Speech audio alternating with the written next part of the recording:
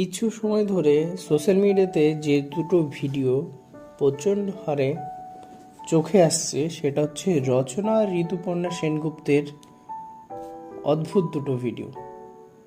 মনে হচ্ছে যে এত একটা সেন্সিটিভ ব্যাপার, এই সেন্সিটিভ ব্যাপারটি নিয়ে তাদের এরকম ভিডিওর কি সত্যিই প্রয়োজন ছিল? কেন হবে বলুন তো? আমার তো মনে হয় না। এটা কেন? সো এদের ভিডিও দেখে সত্যিই মানুষ অবাক হয়ে গেছে যে সত্যি কিনারাই পারে এরকম ধরনের ভিডিও করতে, যেখানে সারা বাংলার মানুষ নেমে পড়েছে, প্রতিবাদ করছে, প্রোটেস্ট করছে, সেখানে এরা কিনা সোশ্যাল মিডিয়াতে এসে ছোট্ট একটা লাইভ করছে, সেটাও আবার মানে বিভিন্ন রকমের এডিট করে। মানে হোয়াট ইজ দিস?